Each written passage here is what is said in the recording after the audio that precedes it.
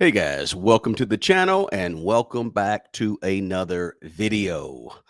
All right, on this video, guys, I need you to tell me that you can hear me as you come in. We're going to have some fun today talking about how I pick and analyze stocks. A little bit of stock market 101, so to speak. And I've just got my earphones on so I can hear you guys. Let me know that you can hear me so I can hear you guys, so I can hear myself. Let me know that you can hear me with a thumbs up, guys, if you're here. And let me double check something. I got to check my settings real quick. Give me a second.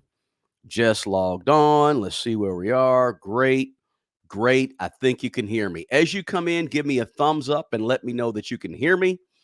And then I can rip off these headphones, guys, because I'm listening to myself. But let's talk about it. We're going to talk about how I pick and analyze stocks. If you're new, halfway new, semi new, just started, haven't gotten going yet, you're thinking about it, or you've been investing for about 4 or 5 years, but you want to get it sort of a more focus on exactly what to do, how to do, what to do, when to do, this is the video for you. Okay. This is the video that's going to really kind of give you a nice big overview of everything that's going on with the stock market. By the way, thanks for the thumbs up.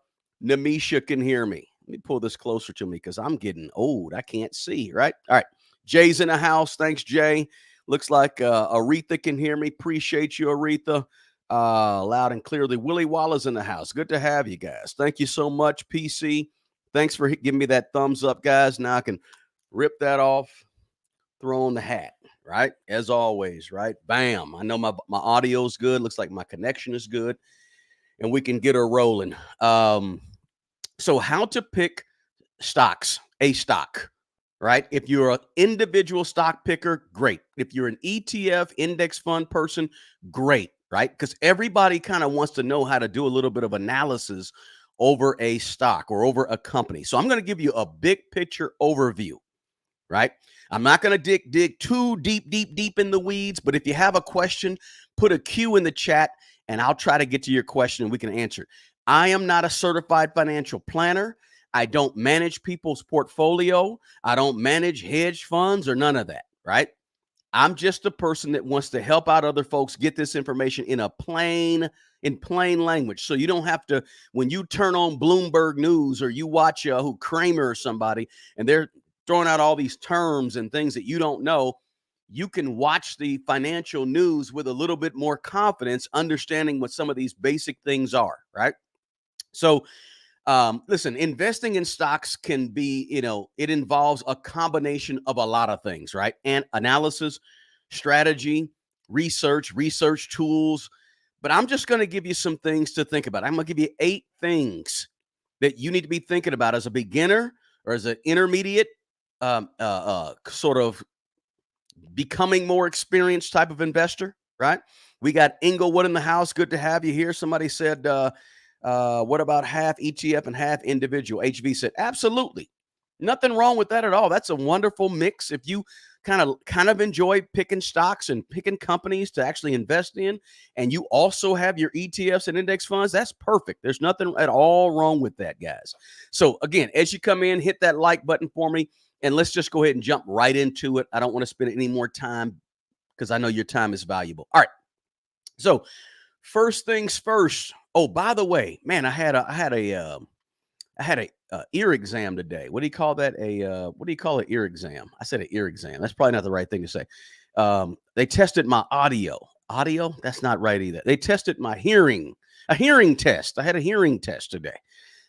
First one I had in probably, I'm gonna say about 40 years, since maybe the 8th grade or something, or 10th grade. I don't know what it was, but I had my ears checked because I talk loud and then I turn the TV up loud if I'm listening to TV.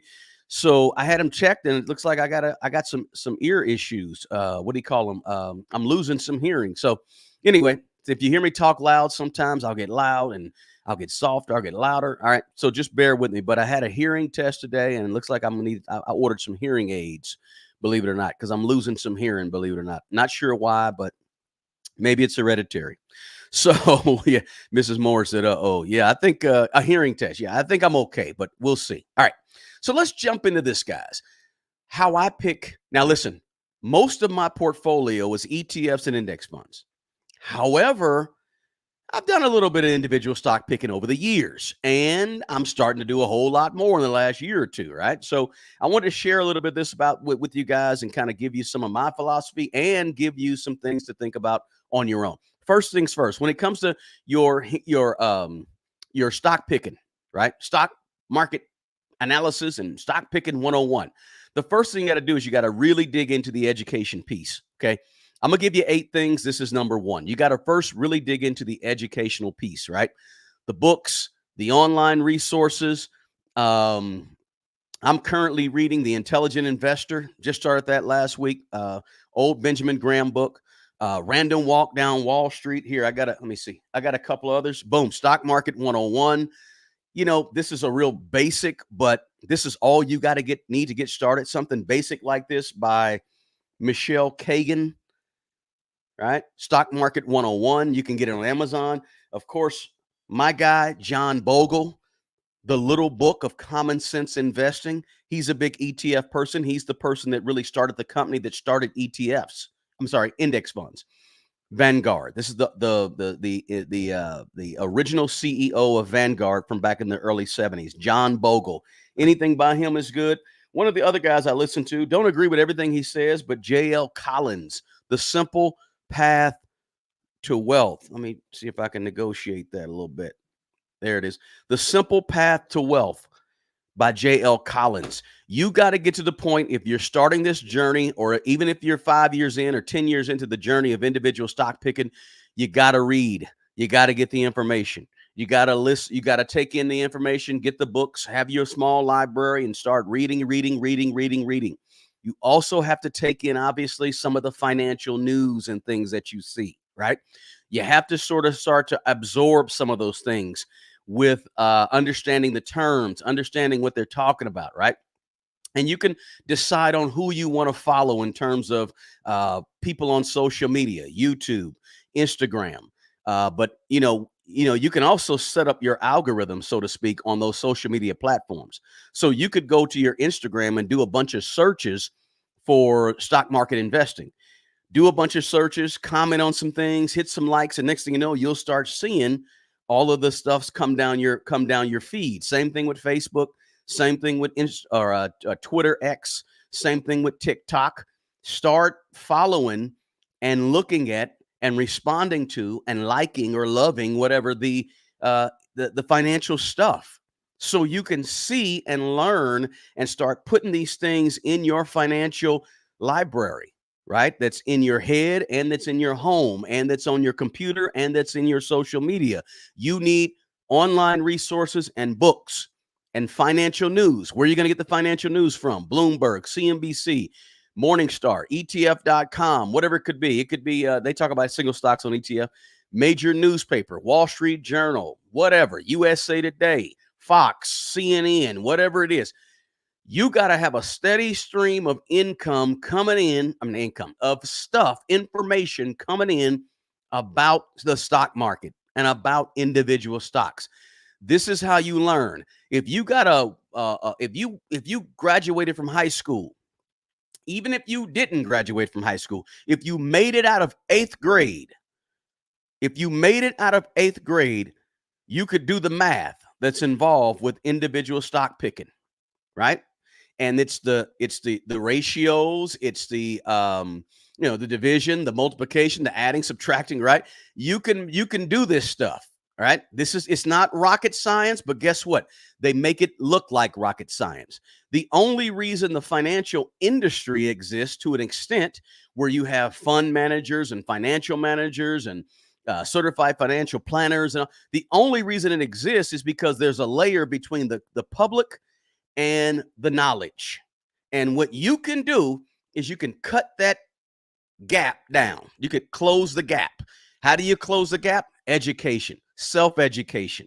Yes, you can watch me on YouTube, and you can watch that person on YouTube, and you can watch 2 or 3 or 5 or 10 other people on YouTube, right? That's cool too. Add us to your repertoire of educational materials, educational stuff, right? One of the things that I had somebody do, I guess a couple years ago now, but they said once a week, I'm going to study, or I mentioned it to them. They said, we're going to do it once a week. I'm going to study a financial term I don't understand for a whole week. I'm going to spend a whole week on dollar cost averaging.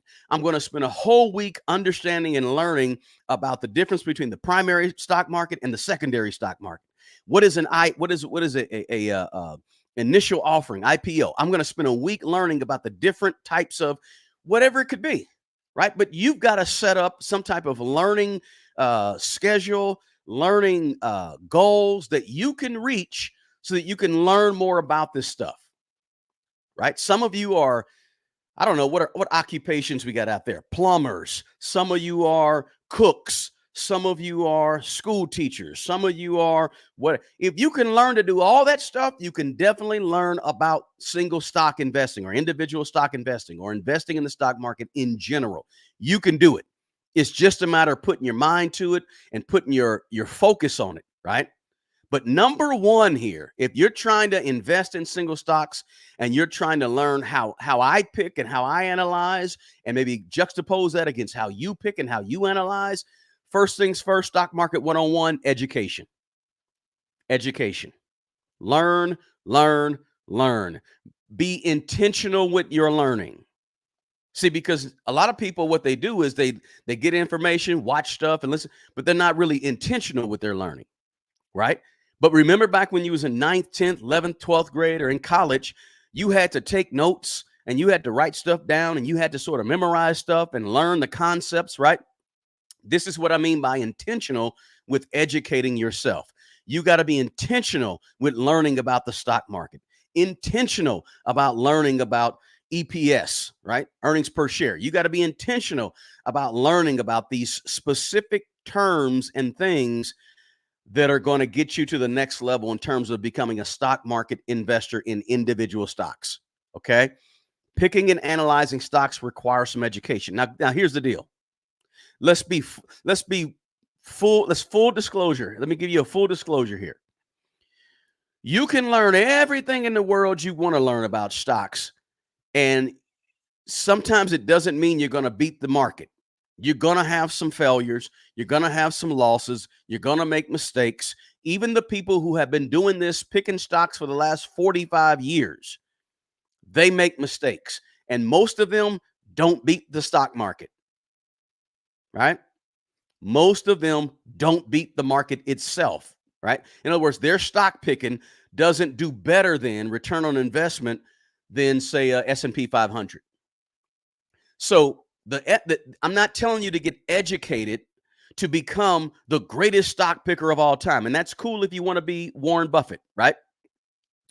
I'm telling you to get wiser with investing information so you can at least be making some educated decisions when it comes time for you to invest in single stocks. So you can be making a more educated decision than just off the cuff, off the top of your head, right? Again, I'm not saying you got to become know-it-all, because you'll never become know-it-all. You don't have enough time in your lifetime to become know-it-all when it comes to stock picking. But at least you'll become a little more educated and wiser about what you're doing. So books, online resources, financial news, all that good stuff, get into it. Understand it. Even if it's just a term a week. Right? If you don't like reading, get you an audio book, right? So I gave you 3 books that I like and I recommend to people all the time, and they're real solid and they're pretty simple to read, right? Pretty simple to read, especially Stock 101. This one's really simple to read. If I can get it in the picture. All right. And I don't get any endorsements from that. I'm just giving you information. All right. So number 2. Yeah, self-educate. Let me go back to the chat. I didn't look at the chat, guys. Let's see here. Okay, we're good on chat. Guys, if you got any questions or anything, drop a Q next to it and we'll look at it in the chat. But I want to run through these 8 things that kind of an overview of what you should be looking at. And let me just double check something real quick. Bada bing, bada bing, bada bing. Yep. All right. Number 2 is this. You have to sort of get clear about your investment goals. And we're going to listen, let me say this. We're going to dig in because I'm going to show you some things and I'm going to present some things to you. We're going to dig in kind of deeper on this topic. Okay. where this is an overview, but it's kind of it's a lot of stuff I'm gonna give you. Okay. It's not just a quick, oh, these basic 8 things. No, I'm gonna go a little deeper into some of these things so you can really dig in and see this. What I'm saying. The first two are pretty basic. Educate yourself and define or figure out what your investment goals are. The other ones are a little more in depth. Now, when I say define your investment goals, most people that invest don't have goals. Believe it or not, most people that invest don't make up goals and figure out where they want to be and then work backwards, kind of, reverse engineer, figure out their risk tolerance level, right? Have you taken a test online or somewhere that revealed to you what your risk tolerance is? When you're younger, yeah, let's take a lot of risks. Let's take a lot of risks. Let's jump in this stock that's really risky. It's a growth stock, may go up, may go down. I don't know. It's brand new, whatever. We have a big risk tolerance, right? But as we get older, typically our risk tolerance goes down, and it goes down really because we're getting close to when we need the money. We don't want to see the little chinks of the market go down, and we don't want it to go down. We want it to be up, right? So we get a little more risk averse as we get older. But you have to define your investment goals through understanding what your risk tolerance is, understanding also a big one is your time, how long will it be before you actually need or want to use the money and get to the money? What is your time horizon? How long do you plan to hold a stock, right? What the other thing about your goals is this: what is your investment strategy? Is it written down, right? Is your investment, can I share this with you guys? Because I like to be kind of transparent sometimes. So a lot of times I like to be transparent. Let me just share my screen with you real quick. Oh, by the way, welcome to those of you on LinkedIn. Welcome to those of you on X, Twitter. Welcome to those of you on, well, it would have been Instagram, but I didn't start Instagram. I just started Instagram. So welcome to you guys that are on Instagram as well. Checking me out as well. I didn't start Instagram. Oh, well, they missed the first piece. That's all right. If you're on Instagram checking me out, we mentioned the first one, which was education. The second one is your investment goals. Okay. So investment goals include risk tolerance. What is your risk tolerance?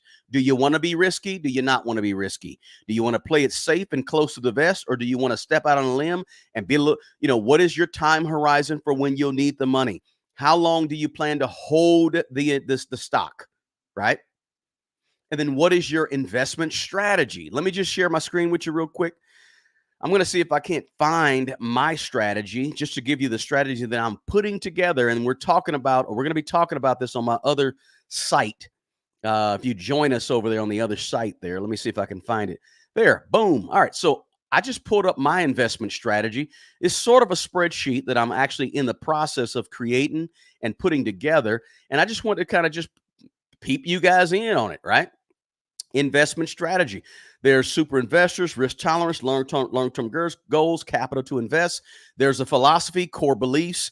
And a lot of time I put Charles Schwab up here because that's where I'm doing the investing for single stocks, right? ETFs and all that stuff is on another platform, but single stocks, we're doing some stuff over on Schwab, but that's a philosophy.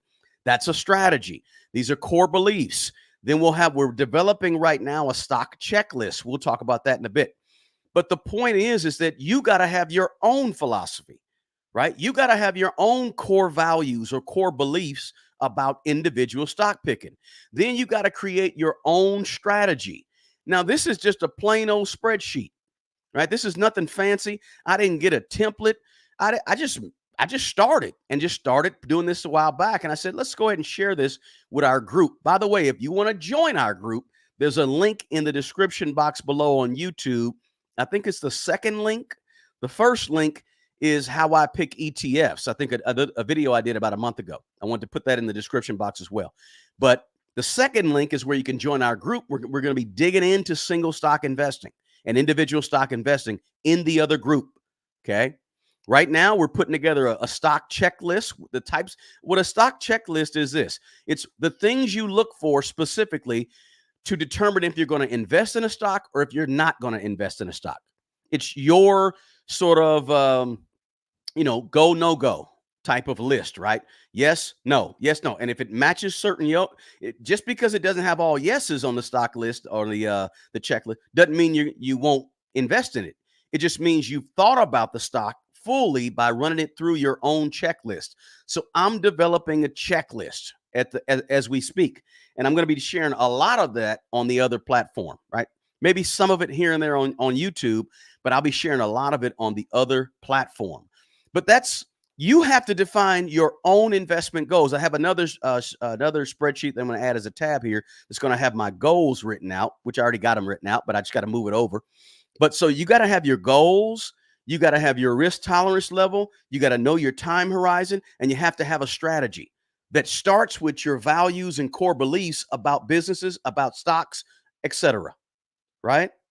Are you going to choose between growth stocks or value stocks? Are you going to choose between or a blend of the two?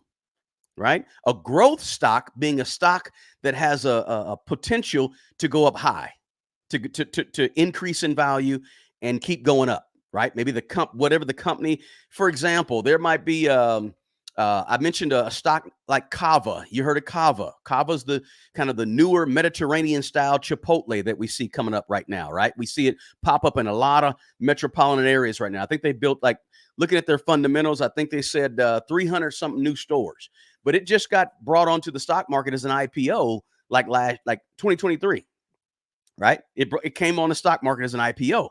So I don't know where I was going with that point. I just lost my train of thought. But the point is that you got to make a decision. What is your strategy? And your strategy is going to define whether or not you're going to go for a stock like Kava. Kava could be seen as a growth. That's where I was going. Kava is sort of a growth stock, whereas a value stock is sort of like an AT&T. Been around for a long time, gives you pretty good dividends. It's really stable, right? It's going to go like this, and it's not going to go way up, way down. That's a value stock, right? So do you want to invest in value stocks, growth stocks, or a blend of both, right? That's part of your investment strategy, right? So you got to be thinking about all these things at the beginning of your stock market investing, right? You got to be thinking about, okay, do I want to get buy and hold stocks for the long term? Or am I looking to do a little bit of trading? Am I looking to do some options, right? Am I looking for companies that have moats, right? We'll talk about moats later, but you got to figure out, am I going to dollar cost average? Am I going to buy the dips? Am I going to do some bulk investing where I'm taking lump sums and dropping into the stock market, right? You got to define your philosophy. You got to define your goals. You got to define your core values, and you got to define your strategy. You have to define your strategy. Your strategy could be totally different than my strategy, and that's cool, right? That's why number one was when you get your education and you learn and you read and you take in all the information, that's what's helping you form your philosophy. That's what's helping you form your core values. That's what's helping you form and define your investment goals, right? Because your investment goals is not the next person's. Namisha's goals is not the Wallamala's goals. The Wallamala's goals is not Mrs. Moore's goal. Mrs. Moore's goals are not Wallet Invest USA's goals. Everybody is different, and that's cool because we're all different, right? We're all unique. Mrs. Moore might be 45, whereas Wallet Invest USA might be 62, right? And then my man Gary is over here at 23. All different levels, all different lifestyles, walks. So we're all different. That's number two. Define your investment, define your risk tolerance, define your time horizon, define your investment strategy. That's number two, and define your philosophy, right? Number three, and we got 8 of these. I'm going to share my screen again here in just a moment. We got 8 of these. Thank you for being here, guys. Appreciate you. Hey, how you doing? Sunset on the Ocean. Good to have you here. And you guys, again, feel free to drop a question. Feel free to drop information, whatever you got in the chat. Chat's open, right? The doors of the chat are open. Kind of like church, right? The doors of the chat are open. All right. Number 3 is the big one. And this is the big one. I'm going to share my screen with you guys in just a moment. The big one that you got to think about, how I pick and analyze stocks and stock market investing 101 for beginners, is you have to understand, you have to do your research and analysis. That's number 3. Research and analysis. You have to research the company. the business model of the company, understanding what does this company do? What do they sell? What type of services do they offer? What is that company's business strategy? Right? What is their I talked about what like Chipotle. What is Chipotle? They just did a 50 for 1 stock split. What is Chipotle's products? What are their services? And what is their business strategy? Right? What do they do?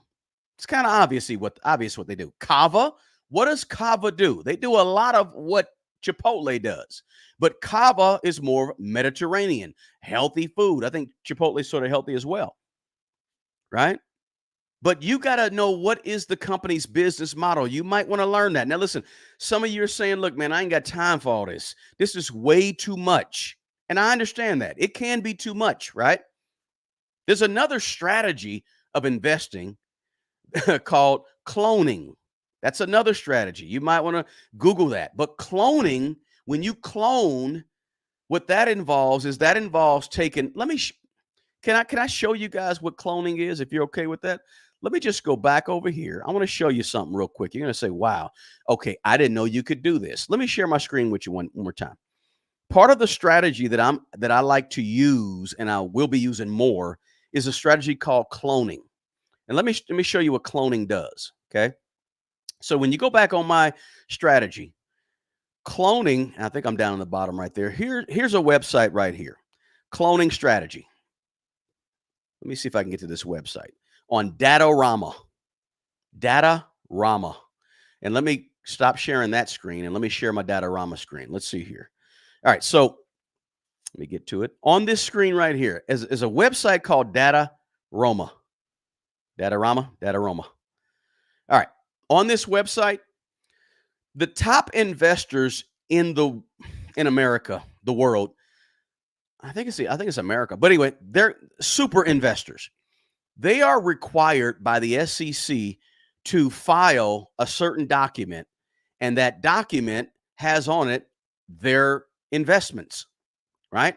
So, for example, I'm going to go through the list. These are big time people that have over a certain amount of dollars invested. Let me pull up the super investment portfolio of Bill and Melinda Gates. They're right here.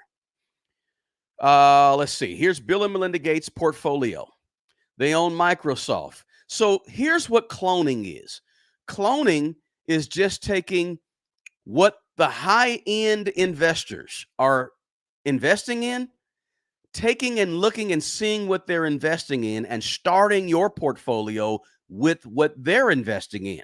I'm not saying you have the exact same portfolio, but this is a list of companies where they're investing in. That's a whole strategy called cloning, right? And there's nothing wrong with it. People sort of have this adverse reaction to this strategy sometime, right? When you read about it, talk about it, and all this stuff, people kind of like, oh, you're just copying her. Listen, here's Bill and Melinda Gates. I say Bill and Melinda.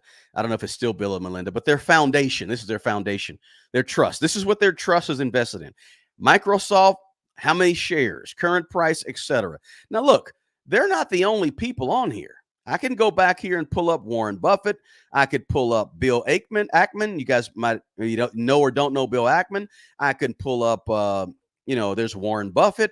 I can pull up Viking Global Investments. I can pull up quite a few. These are the top investors. I can pull up and look at their portfolios.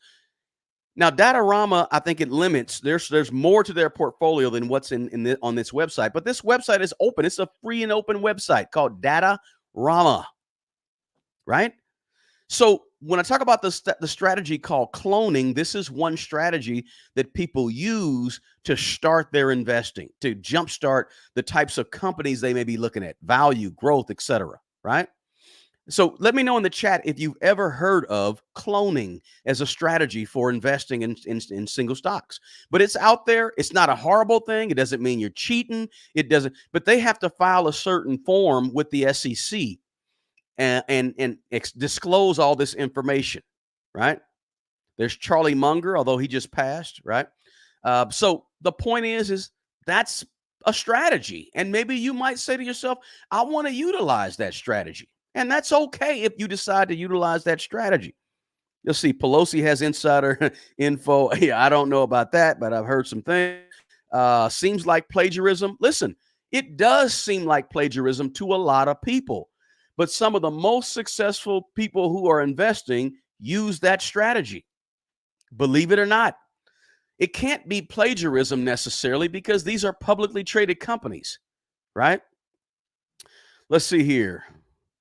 Somebody says, as part of Smart River, as part of the 90-minute session, are you willing to help a person with their investments? Absolutely. Yeah, we do whatever we talk about, whatever you want to talk about. Your choice. Absolutely.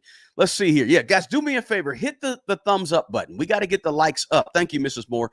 Get the likes up, guys. Just take out 2 seconds and tap that thumbs up button for me. We got a lot of stuff to talk about here. Appreciate that, Mrs. Moore. Thank you so much. Let's see here. Okay, let me look at the chat, see if we got any more questions. We got a super chat. Thank you so much. I don't know how to say the name. Black Kelly.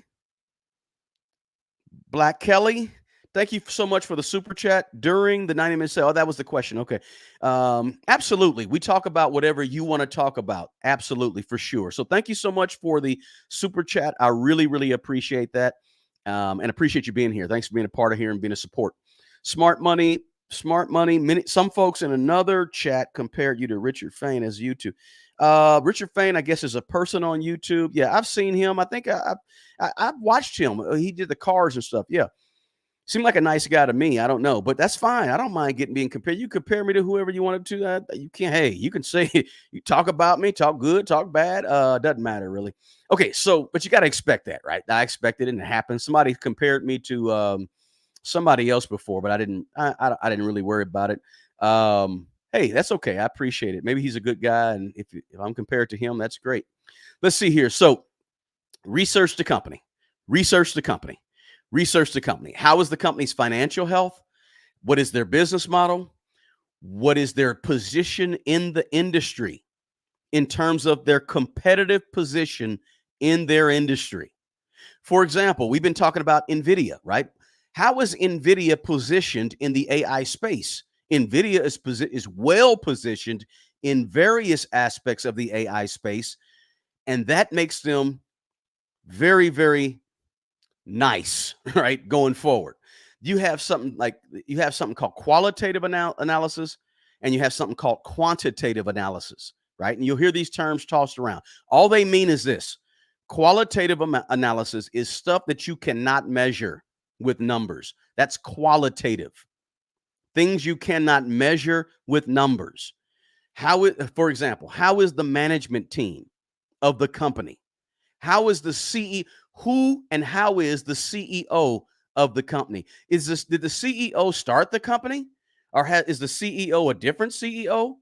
Right? Who are they, and what do you think about them and what they're saying and what they're doing? Listening to how the CEO talks and what the CEO says in interviews, right?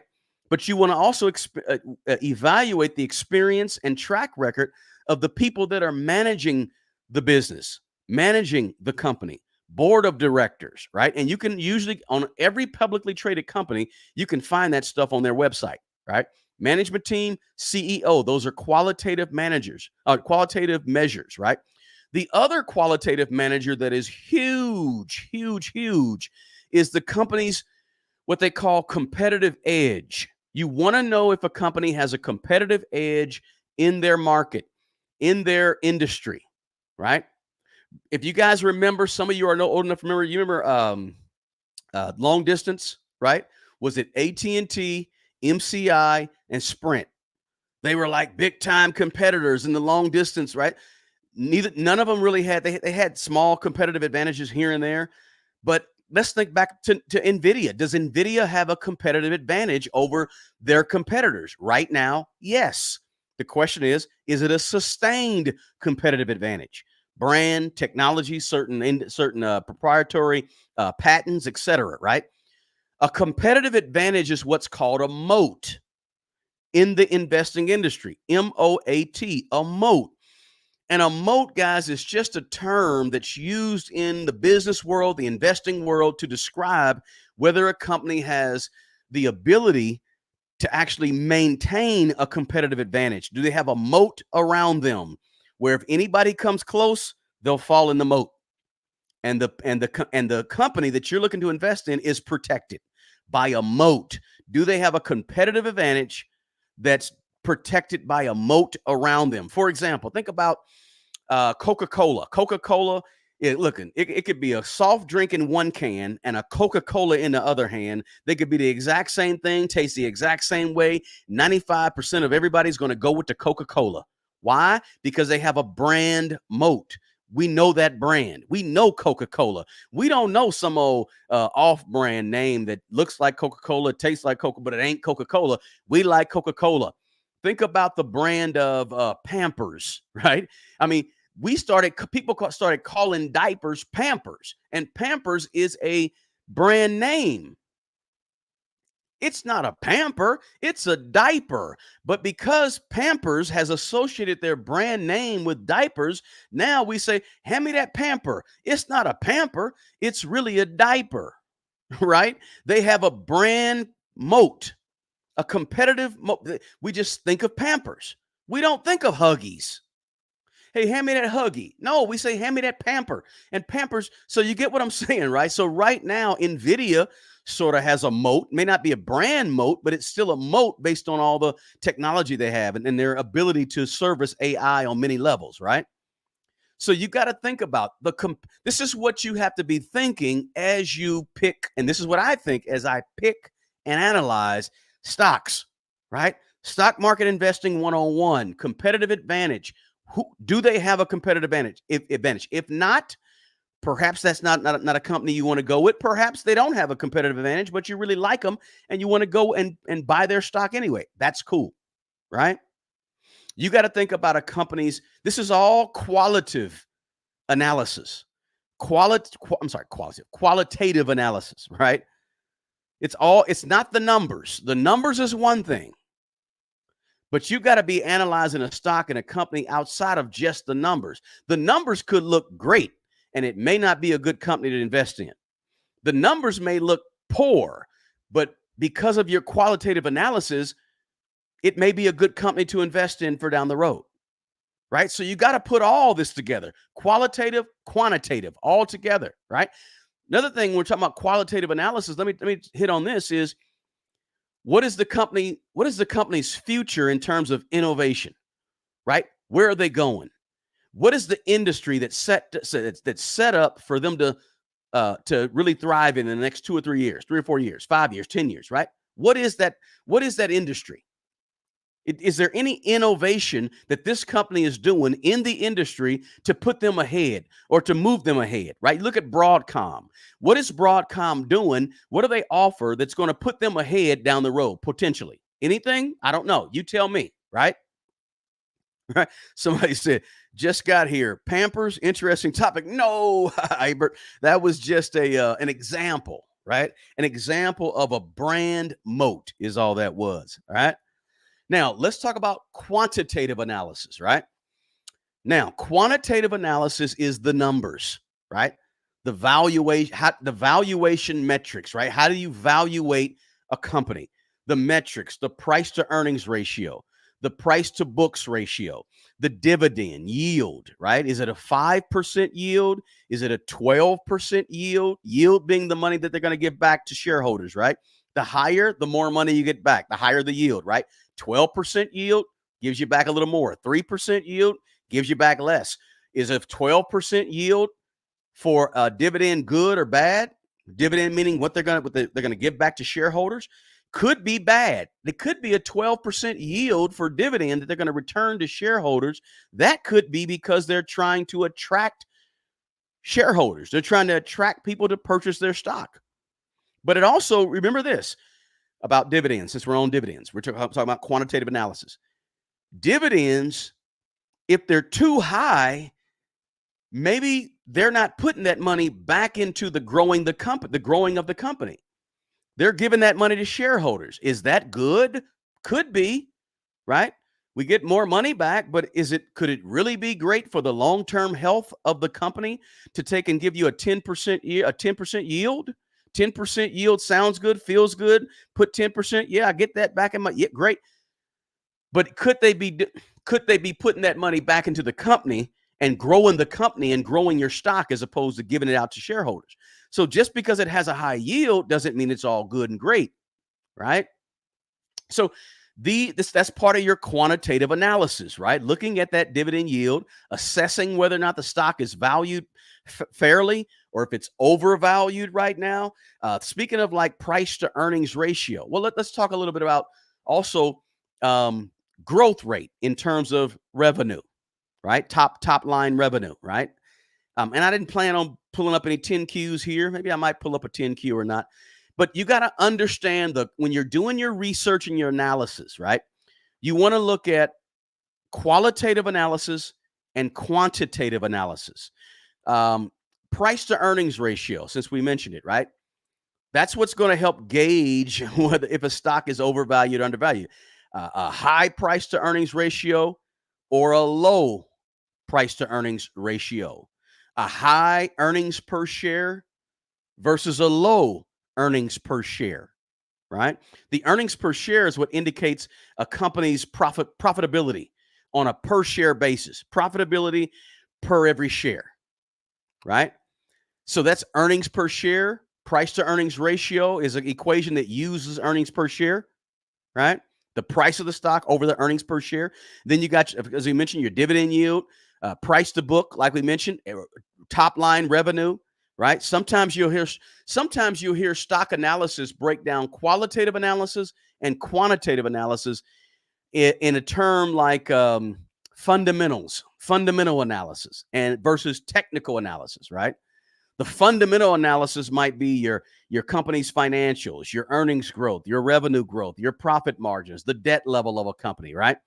Whereas your technical analysis might focus on a specific the stock in and of itself, right? The technical analysis might focus just on the stock, right? And using some of that historical, information, data, trading volume, and things like that about the stock itself. More of a technical analysis. And when you talk about technical analysis, this is when you'll see your candlestick charts, right?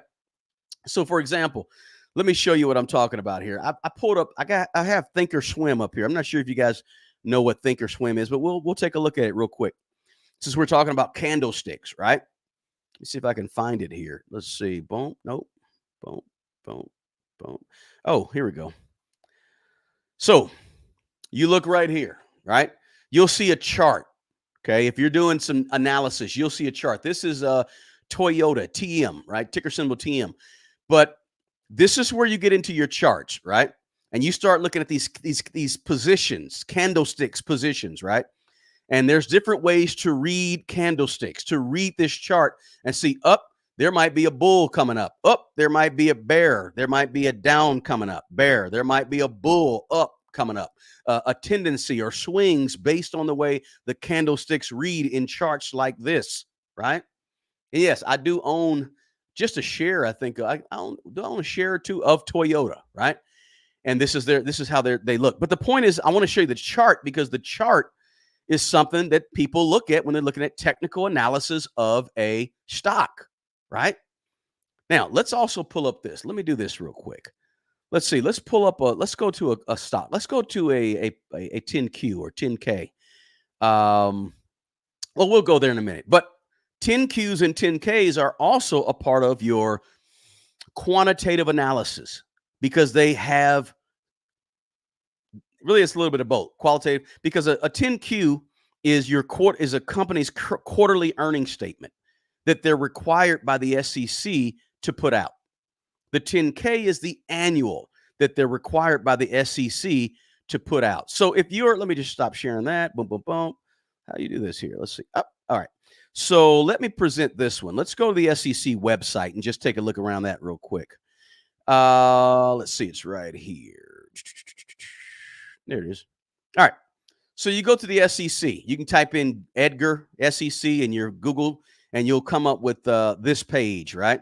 So when you're on this page, we're still talking about quantitative analysis, right?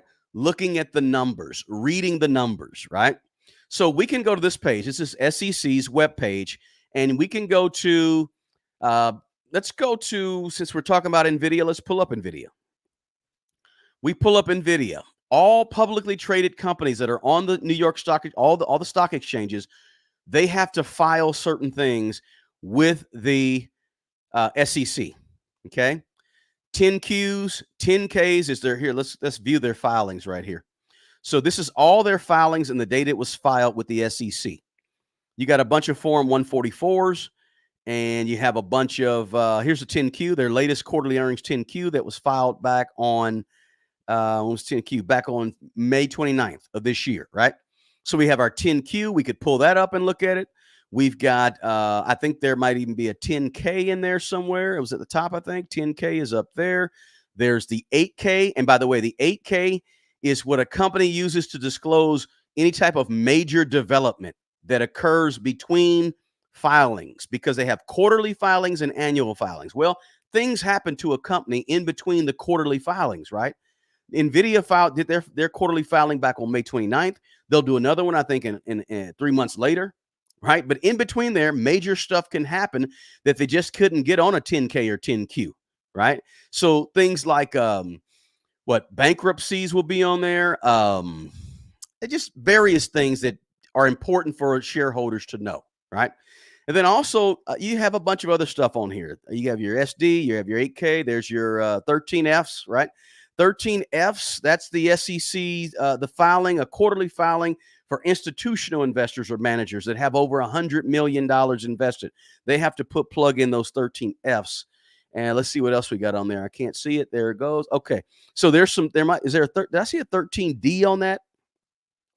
13Ds, when a group or a person acquires more than 5%, they have to do a 13D, right? So all these forms are on here. You don't have to go through every single form. Figure out what you want to look at and use that to look at it. Most folks want to look at a 10Q, 10K, but here's the kicker. There are websites that will consolidate what's on a 10Q and 10K for you, right? And so you don't have to look at every little detail of what's in the 10K and 10Q. You can go, let's do this. You can go to a place like Yahoo, right? Let me just run to Yahoo real quick and just show you guys what I mean. So I'm giving you a bunch of stuff. I'm throwing it at you in a lot of ways, but I'm trying to give you these 8 things, and we're only on number 3. The other ones are going to go a lot faster. But the researching the fundamentals, the numbers, is one of the most important. Qualitative analysis and quantitative analysis. Let me just take a real quick look at Yahoo. Let's pull up Yahoo. We know Chipotle did a split, right? So we're on Yahoo Finance, a free website. You can go over here and look at their summary. And their summary is usually going to have just their chart. You can look at it for the 5-day, the 1 month, the 6 month, just a general basic chart that anybody can look at. You can look at a larger version of the chart. You can also look at, that's a larger version of the same chart. You can look at their conversations. You can look at stats. You can look at historical data. You can look at financials. I'm on Yahoo Finance, right? Let me go to financials, and you can see some of the financials, right? It kind of reports out their income statement, balance sheet, cash flow, et cetera, right? But you can do this on Yahoo. You can do this on, let's say you invest on Vanguard. You can do this on Charles Schwab. You can do this on Fidelity, and they'll have a breakdown of the information found on the 10Qs and 10Ks. So you don't have to really, if you don't want to, thumb through all the 10Ks and 10Qs. I suggest you do read them and look at some of them, because there's information in there that is qualitative. It's not all just numbers. It's qualitative information in the footnotes, right? So you want to, when you're doing qualitative and quantitative analysis, you want to look at that. Listen, this is stock market 101. This is how to really pick a stock, right? So I know this is something that some of you, I don't do all that. Well, I don't look at the candlesticks. I don't look at, listen, you don't have to do it all. You can go to a really basic website like Yahoo Finance and have all the information right there, but you should be doing it when you're investing in single stocks, right? This is why some people say, I'd rather invest in ETFs and index funds, because you don't have to do so much, right? So that's some of the, I didn't want to go too deep into the quantitative analysis, but that gives you an overview of qualitative and quantitative analysis that you should be doing for every single stock, right? Let me go to the chat, guys. Let me go to number 4. Let me run, because we took a little while. But number 4 is this, and I got 8 of these. Market analysis. Market analysis is all the things that are going to affect a company. So when I get ready to pick a stock and analyze a stock to pick, and I'm looking at, well, should I? Let me see what we got going on. Let me see how many shares. I'm going to do a little market analysis. Look at all the things that may affect a company. So if I'm looking at a company like Nvidia, I did a video about this a while back, about a month ago. When I'm looking at Nvidia, I'm looking at all the things that could possibly slow Nvidia down. What could slow Nvidia down from where it's been going, right? Economic indicators, right? Interest rates, inflation, the growth of the economy. What's going on, right?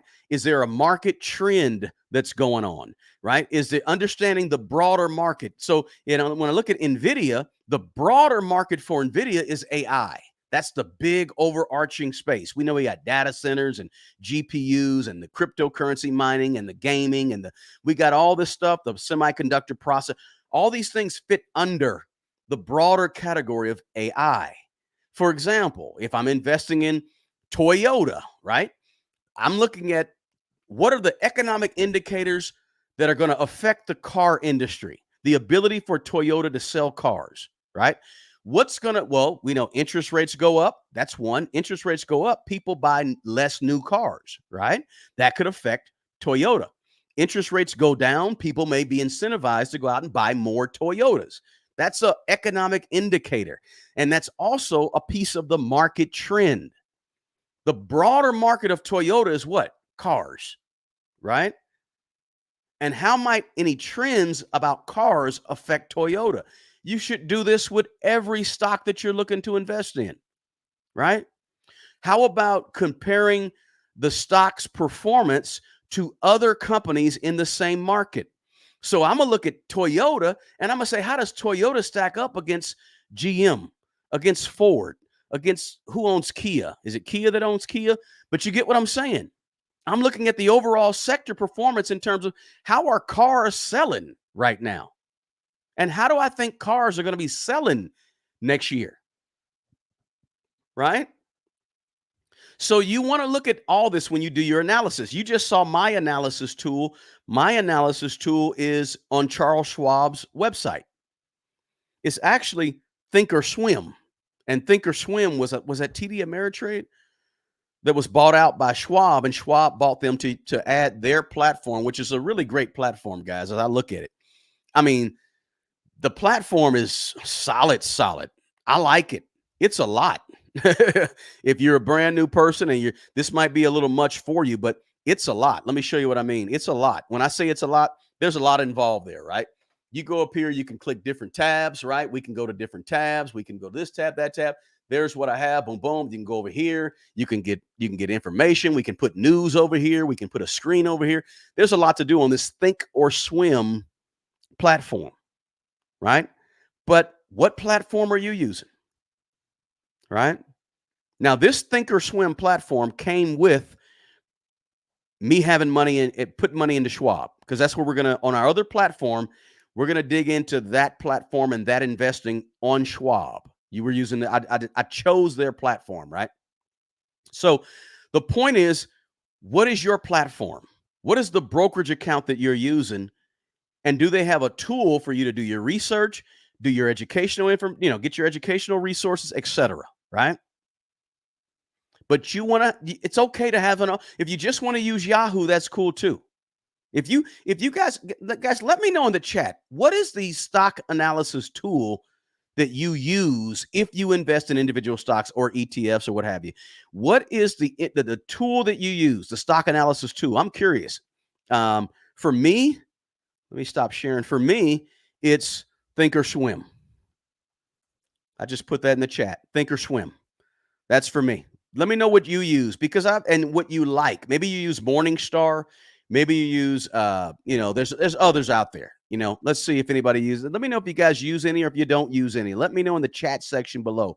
Let's see here. Hey, Don B is in the house. Good to have you, Don B.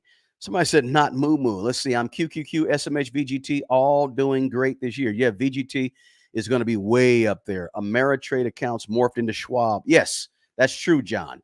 Ameritrade morphed into Schwab because Schwab definitely invested some money in Ameritrade, TD Ameritrade. Let's see. I'm investing in my company stock for 3 years, MCOR. And then next one, Hyundai owns Kia. Gotcha. Thank you so much, Robert. I appreciate that. People think I'm crazy for owning Walmart, but they are getting aggressive with making money now. Question: Hey, Eric, are semiconductor ETFs wise to get into? An ETF that is only focused on semiconductor companies is very, very. I'd be careful with that. I'd like to see the sector spread out a little bit more. Maybe you get into a technology ETF. Is that what you're thinking, the Willy Walla? But if it's only semiconductor companies in that 50 stocks in the bucket of ETF, I'd be careful about that. But if it's technology in general, I'd be okay with that much more so. Somebody says stay away from M1 Finance. They're charging fees for under a certain amount, and read the complaints on them. Interesting. So let's see here. Schwartz and Yahoo Finance. Fantastic, Aretha. Thank you. Let's see here. Let's see. Hey, Miss Reynolds in the house. Let's see. Morningstar and Yahoo Finance. This country boy. Good. How do people trade in do they have, you got to have a trading account and all that good stuff. Vanguard and Yahoo accounts acts absolutely fantastic. So somebody says no, somebody else says no Moo. What's going on with Moo? So you have to consider the overall economic environment, guys, right? We said market trends. You also obviously want to consider what's happening with interest rates and all that good stuff too. Now, number 5 is this: diversification. Stock Market 101 investing, Stock Market Investing 101 for beginners says, please, please, please, diversification. I cannot stress that enough. When I look at individual stocks, I don't want to have 100 shares of one stock. Me personally, I'd rather have 10 shares of 10 stocks than 100 shares of one stock. I want to spread it around a tad bit. Why? Because I lean on the risk averse pendulum, part of the pendulum, as opposed to super duper duper aggressive, right? So for me personally, I like a very diverse portfolio, right? Asset allocation, right? In other words, diversify the investments across different asset classes. It's going to reduce your risk. I get it.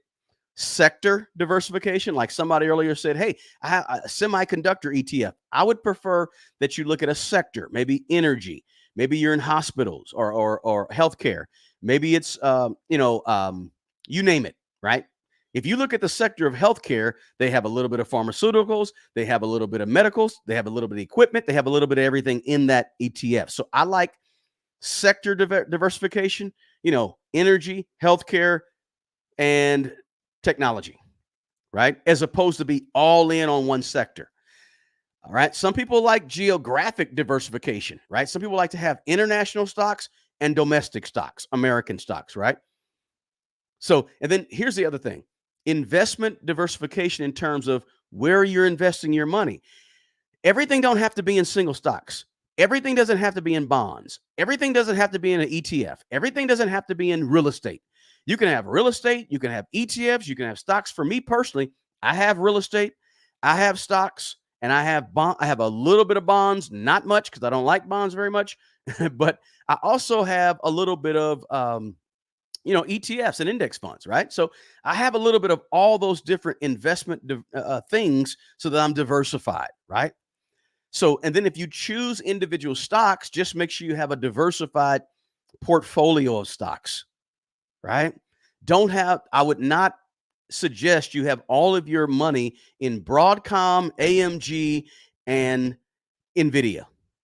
Broadcom, AMD, and NVIDIA. Now you're not diversified in terms of sectors. You're not diversified in terms of, geographic. If you choose, you're not diversified in terms of your investments. So I would be very careful with doing that. And I know I say that, and there's still people that do it anyway, right? I say if you're going to choose and be in single stocks, make sure you have plenty of single stocks, right? Always remember, diversification lowers your risk, and lowering of your risk can perhaps lower your potential returns on your money, right?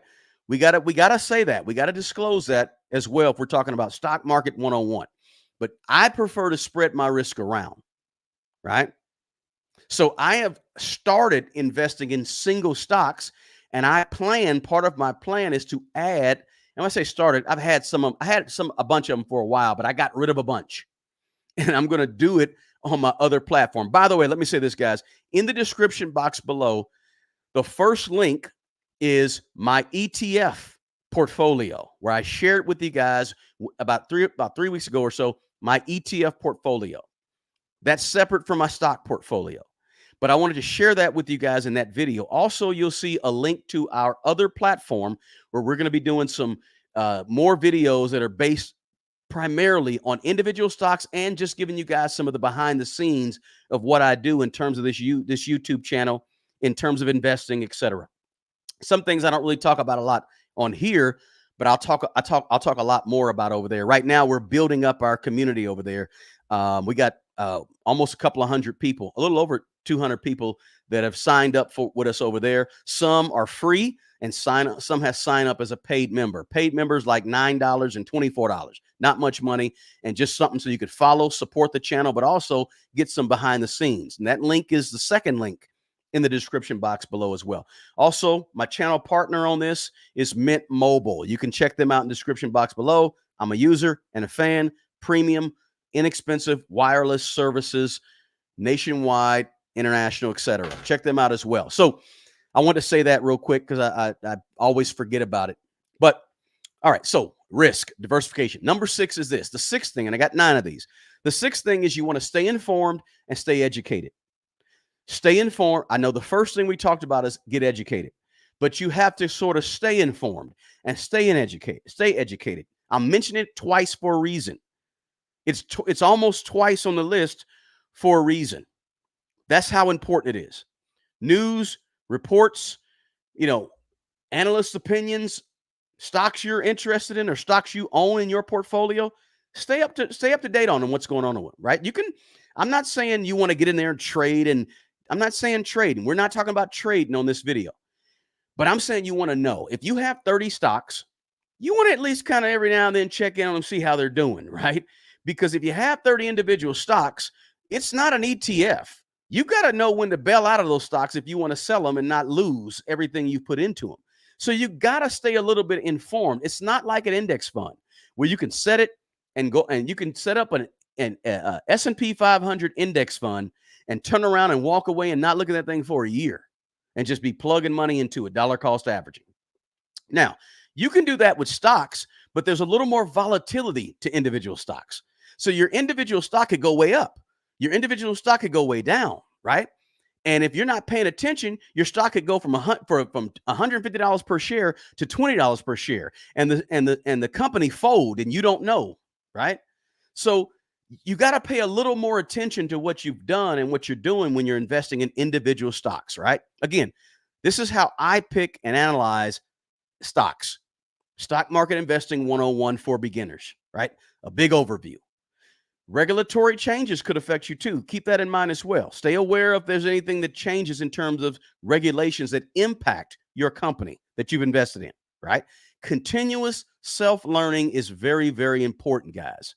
I'm not telling you to stock watch, but ever so often you got to keep up with what's going on with your stocks. Number 7 is this: your tools, your resources. Your tools, your resources. Somebody went back and said Morningstar. Somebody said TradingView. Somebody said definitely not Moomoo. I think I read that one earlier. But Yahoo Finances is a big one. I'm using Schwab, right? Know what they are. Get some good ones, right? Your stock screener, your financial websites, as I mentioned earlier, maybe investment apps, right? Let me ask you guys this, since we got a bunch of investors in here, guys. What apps do you use and you like? Let's get that conversation in the chat because I'm curious. What are the apps? I don't use an app. Guys, don't forget to hit the like button, by the way. Hit that like button for me. I don't use apps, right? I'm kind of apps averse. I might start using an app, but I don't use an app for now. What investing apps do you guys use? I'm curious. Just drop it in the chat and let me know. Let's see here. Hey, thanks, Art of War. Appreciate you. Let's see here. What apps do you use? Somebody said Vanguard also. We got some Vanguard folks in here. We don't have any Charles Schwab folks in here. No Thinkorswim people in here. Interesting. Let's see. Fidelity. So Art of War, do you like Fidelity's app? Is it good? Is it solid? Is it easy to use? Is it easy on the eyes? Is it very user-friendly? Let's see here. I don't use apps either, said Namisha. E-Trade. Robert, do you like E-Trade's app? Let me know your thoughts on E-Trade's app. Let's see here. Robinhood and Stash. I think I had some Stash, but it was tough to get rid of it. Let's see. Robinhood. Do you like Robinhood's app? Okay, Namisha, do you use? Okay, Namisha says she doesn't use apps. So Fidelity app, Hybert said, what do you guys think about Robinhood and Fidelity in terms of apps? Somebody said, do I follow Wall Street Trapper? Trapper? No, I don't. I know who that person. I know who that person is. They have a YouTube channel, I believe, but no, I don't really follow that person. Let's see. Fidelity for years, been Fidelity. Don, what do you think about Fidelity? Do you need food? Do you need gasoline? I'm not sure what that is, but okay. Also, SoFi. Let's see here. Yes, stay in the know. Continuous learning is very, very important. The Webull app. How do you like Webull, Rain. Let me know. Yahoo Finance, E-Trade. Yes, let's see here. Fidelity. Looks like Fidelity is getting a lot of folks that use the Fidelity app. Which me, I don't use an app, so I don't really use them. But I'm thinking about using the app that may come along with Schwab and see how that app is. And Vanguard. Does Vanguard have? I think Vanguard does have an app. Let's see. Charles Schwab, formerly Ameritrade. Absolutely, yeah. TD Ameritrade. Stash does take a while to get to find after a sale. Yeah, they were funny about that. Punisher uses Fidelity. Fantastic. I use website and app, says Mrs. Moore. Fantastic. Let's see. Somebody says, why do you like VFIAX versus VOO? VXIAX versus VOO. And guys, let me show you guys what that is. VFIAX. Let me make sure I'm getting that right. Yeah, Vanguard's 500. I wanted some Admiral shares. I wanted to buy a bunch of them at one time, and I wanted them on the index side as opposed to the ETF side. Because I'm not going to do a lot of trading with that particular one, although I do have ETFs, but I just prefer to have it in an index fund, the S&P 500, over the ETF. And it's really for really personal reasons. There's nothing really about it that I just want to have an index fund and have that in an index fund. That's the only reason, Zach. But that's a good question. Thanks for asking that. Fidelity, another Fidelity. Let's see. I'm a Charles Schwab TDS TOS girl and Trade Station. Okay, fantastic. Love Trading View. I've heard that twice. Let me plug that into my notes real quick. I'm gonna check out Trading View since we've got a few folks that use it. Let's see here. I only invest once a year and at the first of the year. Don B or Dan, that's Don. That's Don B. Only once a year. You might consider my latest video on here talking about dollar cost averaging.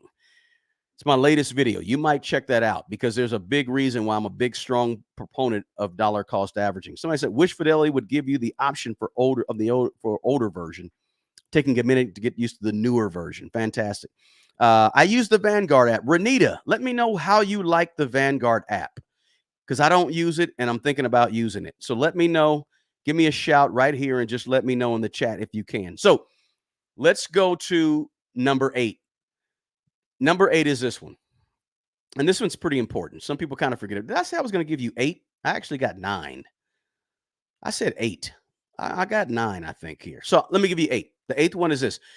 When you're doing your investing, I want you to really focus in and hone in when you're talking about understanding the stock market, your own self-development, own self-learning. But here's the kicker. There's nothing wrong with getting some type of professional advice if you think you need it, right? If you've gone as far as you can go, you've built up your portfolio to 500,000, 300,000, 2 million, and you feel like, well, there's some questions I have that I just can't find on the internet. There's nobody that really can answer my questions. You might want to seek some professional advice at that point. I'm not against it. I know previously I'd mentioned before another live that, hey, most people don't need a lot of help with their financial advisors.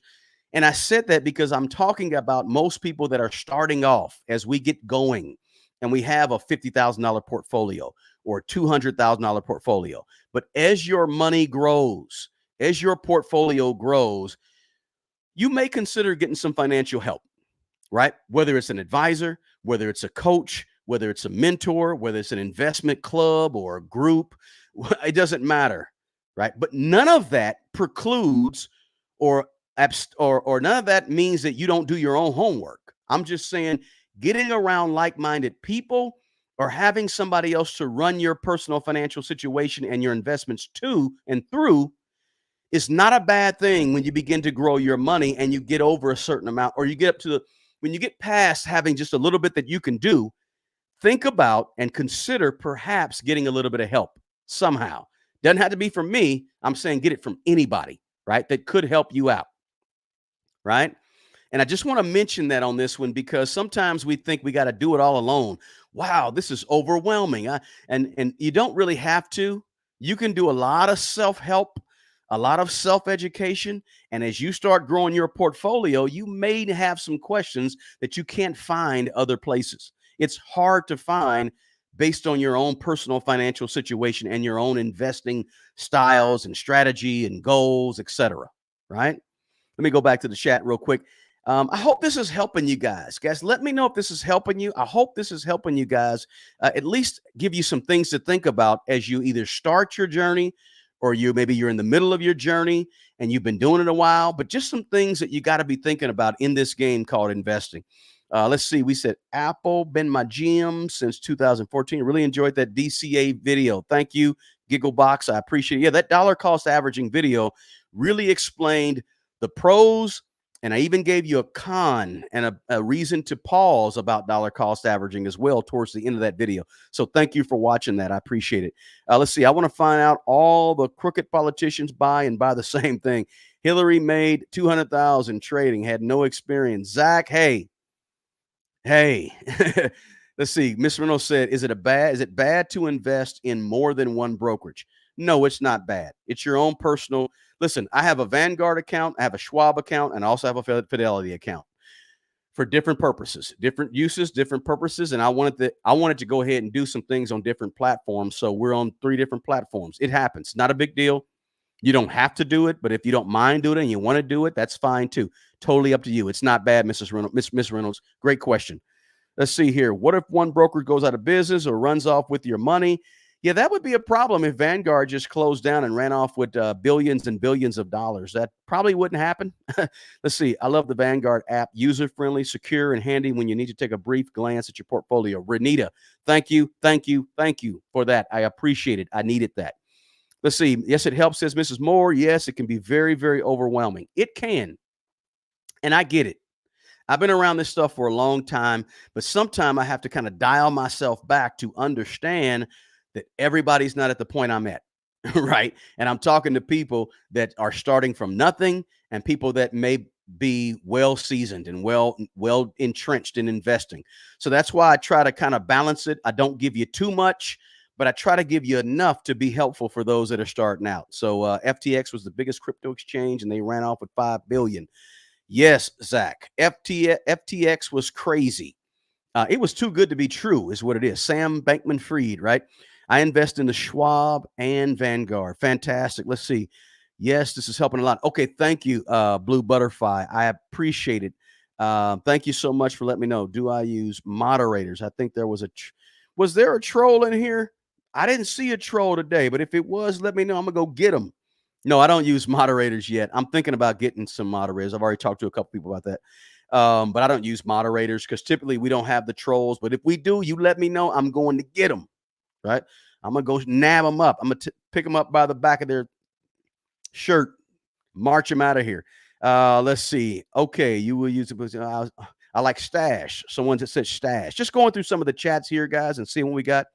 How can one be careful of those traders on YouTube and Discord and to avoid scamming?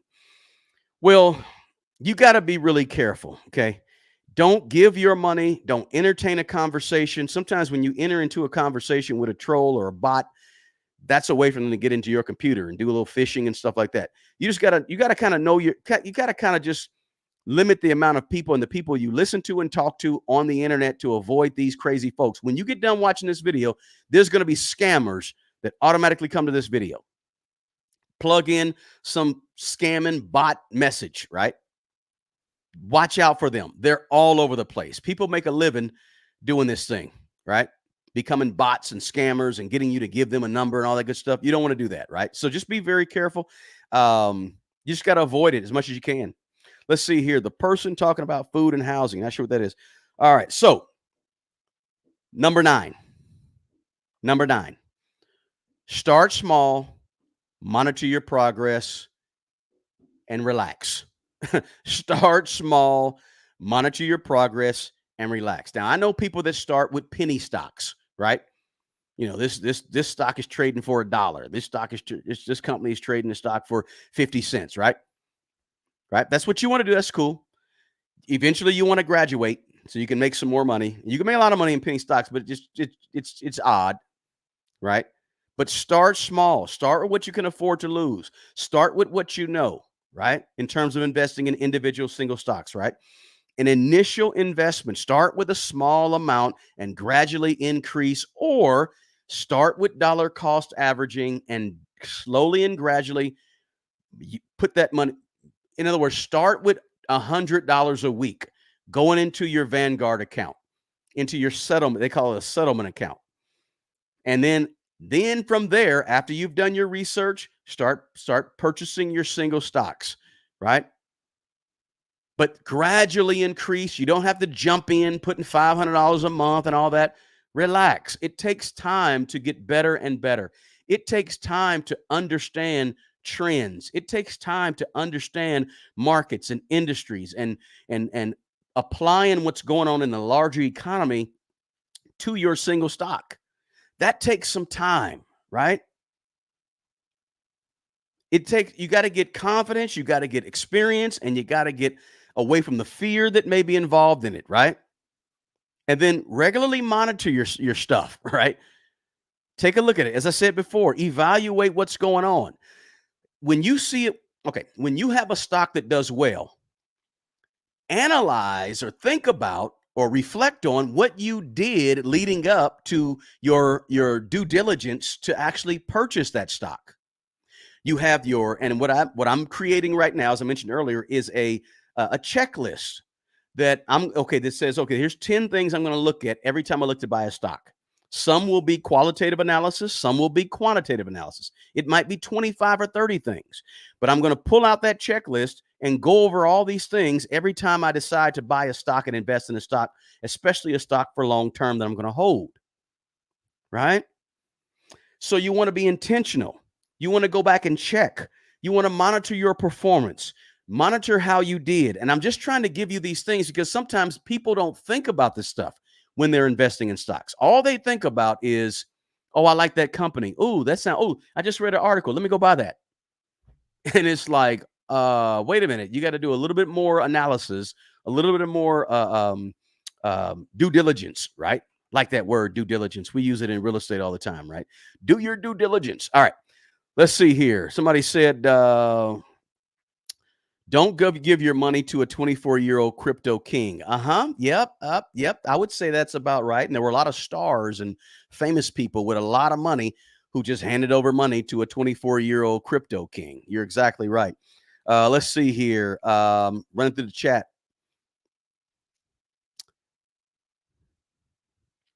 Smart Money Bro also gives that advice. So does Dave Ramsey. Dave Ramsey, okay. Now, I do know Dave Ramsey, of course. Let's see here. Be consistent. You think they have option trading for $10? No, you got to have a little more option trade, just a little bit more. Let's see here. Unless the CEO goes crazy, it's not likely for a blue chip company to go completely bankrupt. That's not financial advice. No, that blue chip companies, they don't typically go bankrupt, right? Eli Lilly, you name them, they don't typically go bankrupt. Amazon is not going bankrupt tomorrow, that's for sure. Can people lose all their money in ETFs? ET, you can lose all your money in anything, but the kicker with ETFs is this: ETFs are a stable bucket of stocks. There's a lot of ETFs that aren't stable, so watch out what ETF you're. If you go back and look at the very first video in the description box of this video right here, it walks you through how to evaluate an ETF. Excuse me, and you'll see that ETFs are not designed to beat the market. They're designed to mirror the market. And there hasn't been a 20-year span in the stock market since the stock market's been in America and up and running for the last 100 some years. There hadn't been a 15 or 20-year span where the market lost money. Okay. Don't quote me. I think that's pretty accurate. But the point is, ETFs typically, I won't say they typically don't lose money. I will just say that they're a bucket of stocks, so your risk is spread around in a whole bunch of stocks as opposed to just one. So technically, anything can happen, right? Let's see. Are there any stocks that you regret purchasing and why? Yeah, my goodness. I'll tell you one flat out: transparency. Can we talk? Like Joan Rivers used to say, right? Do you guys remember Solar Edge? I put some money in Solar Edge. Let me see what their ticker symbol was. Solar Edge. Horrible. Solar Edge Technologies. SEDG. I invested in them a while back, right? SEDG. I'm just throwing it out there. I'm not giving advice. I'm just telling you somebody asked the question, so I'm going to tell you one flat out. I'm not going to sugarcoat it. Solar Edge. That's one. That hope that answers the question.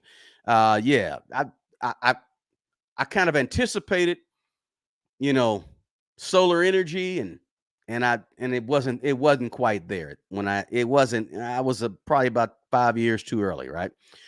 So so just being real with you, if that question, hope that question was for me.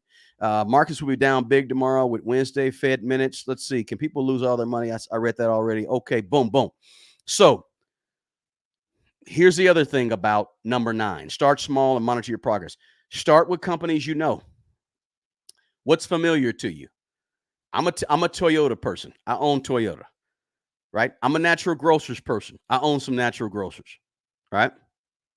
Start with familiar brands that you know, and then research their fundamentals and research all the qualitative and quantitative analysis, their market, the trend, et cetera, the industry, where they are in the industry, their competitive edge. Do they have a moat? Do they not have a moat? For familiar brands first, the products and services you use. You can also do the cloning strategy where you look at what some of the top folks are reporting that they're investing in, and then you can start with those if you want. Or you can just start with known brands that you don't own. Maybe you don't have Netflix, but you want to start by researching and looking into Netflix because you know they're popular or have been popular, right?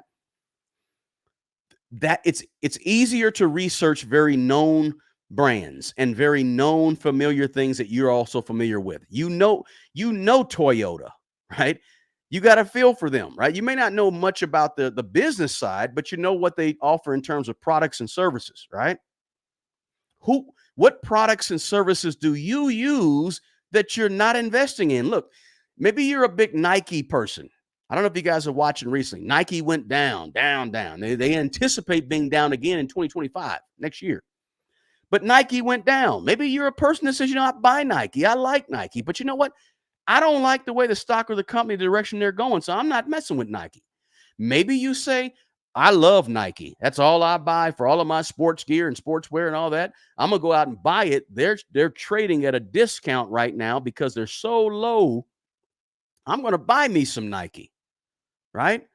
Maybe that's you. Speaking of Nike, let me pull up Nike real quick. Let's see what they're doing. Let's see. I'm just going to pull it up since I mentioned them, guys. You know how I do. I just like to look at them. Let me clue you in and share my screen if you're okay with that. You guys tell me if you're okay. I just want to show you this. Not sure if you heard or read or saw this information about Nike stock, but Nike stock is way down, right? Well, it's rebounding, but I'm saying it's down, right? Look at the 1 year. Let's look at 5 year. This is where they are. 5 year. They're trading at what, $76.83 right now, and they were trading at $76. Well, let's go back here. Give me a second here. 2021, boom, boom, boom. Yep, they went up, went back down.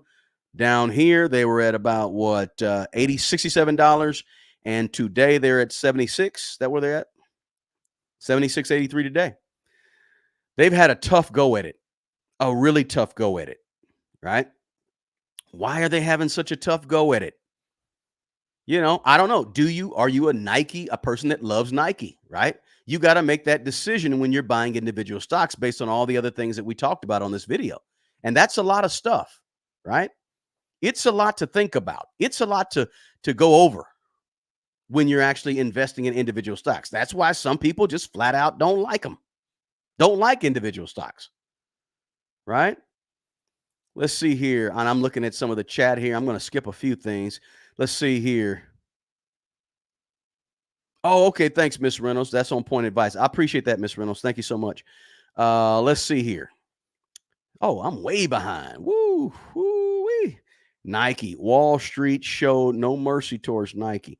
Let's see. It's not popping. That's for sure. I think Nike is a strong buy. The Walla Mala. That's what you got to, that's the type of thing you got to decide when you're investing in individual stocks. Do you think it's a strong buy or not a strong buy? You got to decide that, right? Somebody said, could NVIDIA be the next, Misha said, could NVIDIA be the next Cisco? I don't think so. I think Nvidia is on a different trajectory. I really do. That's my personal opinion, Namisha. I could be wrong. Somebody said in a year that Nike could go to 120. Maybe could, but if you research the fundamentals, do the qualitative and quantitative analysis on Nike, and then you take and you look at Nike. Okay, I got the education. I know my goals. I know my risk tolerance level. I got it all written down. I have my core values, my strategy all written down, right? I know my long-term perspective. I've done my research and analysis by researching Nike, doing qualitative analysis on Nike, looking at their management team, looking at their CEO, looking at their possible competitive edge, their moat around them, right? Do they have an advantage over Adidas and New Balance? And maybe not, right? Do they have what about their quantitative analysis? I'm looking at the numbers. What is their their earnings ratio? What is their earnings per share, right? What's the current earnings per share? Is it the higher the better? What's their PE ratio? When you look at PE ratios, the lower the better, right?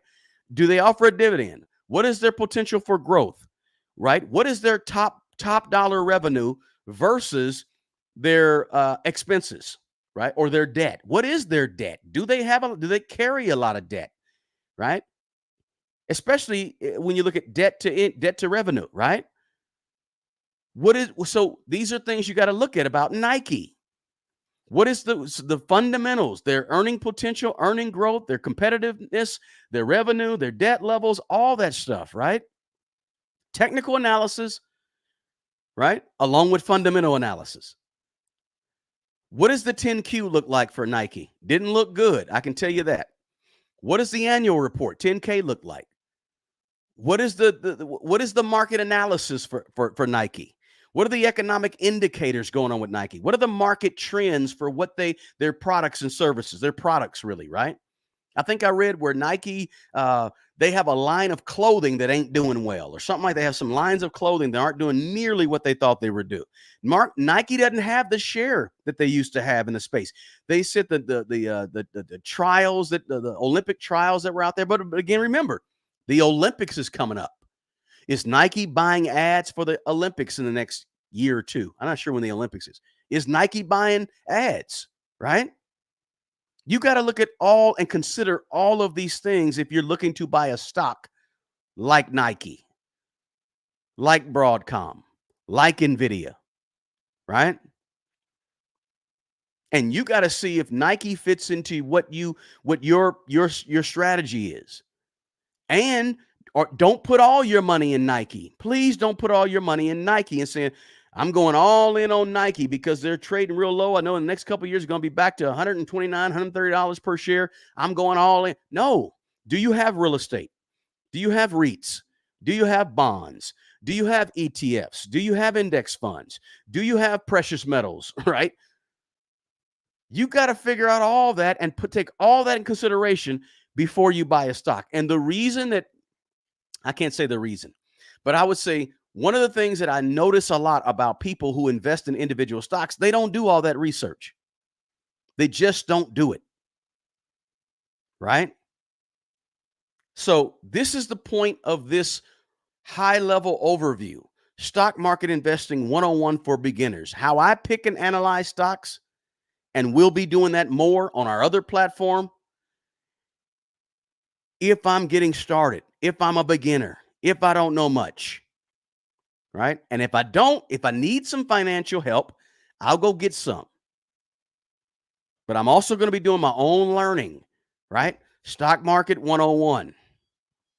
Trying to make sure the light doesn't hit that right. Stock Market 101. J.L. Collins, Simple Path to Wealth. John Bogle, right? I'm doing my own research. I'm doing my own reading, right? Start small, monitor your progress along the way, right? Start with familiar brands that you know and you use because they're in industries that you know and you use, right? Research the known brands. Maybe you want to do the cloning. By the way, I don't know if I told you guys this, but I didn't put it in the chat, but I should put it in the chat. It's called Data Roma. And I'll just put it in the chat because I'm weird like that, right? Data Roma. That is the website where you can go look at what these larger, big investors, what's in their portfolio. Dataroma.com, right? Go there and you can see what they're investing in. You can see what's in the portfolio of Warren Buffett. Because the SEC makes it where they have to make that public knowledge. I think it's a 13F or 13D or whatever they file, right? So that's what we're doing, guys. I hope you guys got something of value out of this video. Listen, there's no way in the world we ought to have many, many more likes, guys. You have to do me that small favor. I'm going to set this up so you can't get out of here without giving me a like. No, I'm just kidding. I can't do that, right? That would be crazy, wouldn't it? I could set it up where you can't leave the chat until you like the video, right? If that wouldn't that be weird? That'd be kind of scary, right? I click a button and now your computer's locked and you have to leave me a thumbs up. Hit the thumbs up for me if you appreciated this information, if you appreciate this type of video, if you appreciate me doing some of the homework so that you can just listen and learn and do some, and you don't have to, kind of a one-stop shop here. You could take notes on this video and you could probably go out and be pretty doggone decent with your own and know what to research in terms of your own research in terms of individual stock picking, right? But let me know if that's cool. If it was a good video, you guys appreciate it. I appreciate you letting me know. And hey, listen, check out the description box. Hit the like, check out the description box below. We got a free 24 Laws of Money ebook. If you haven't got it, it's down there. And you could also check out a link to our community, right? Our other community where you can join over there as well. Somebody asked me a question and said, hey, bro, could you please break down the major steps of valuing a company? The basic steps. I only know financials and PE ratio. That all I know for now. Appreciate it if you mention them. Okay, so you got to go back and peep out this whole video, Marvin. Marvin, go back, rewind it to the beginning, and check out this whole video. I kind of broke down 9 steps. I said 8 in the beginning. All right, I'm sorry. I apologize. It's 9, but you got to go back and redo this whole video as soon as we end this video, right? Because they're all there. Thank you so much, Mrs. Moore. I appreciate you being here. Bobby, I appreciate you. Sunset on the Ocean. Namisha, thanks for checking in. LaShawn, thank you for being here. Appreciate you supporting the channel. Joe at work listening. Joe, I appreciate you, Joe. I appreciate you listening to me while you're at work and allowing me to fill up your ear space. I appreciate that. Valuable information, said Blue Butterfly. Appreciate you. Share the link with somebody who you think might need this information, guys. If you know somebody who's thinking about investing, getting into investing, starting it, not quite sure, want to learn, want somebody who's just going to give them this information in plain language that they don't have to, I don't understand what they mean. Listen, share the video. The best way to support this channel is not hit me up for a one-on-one.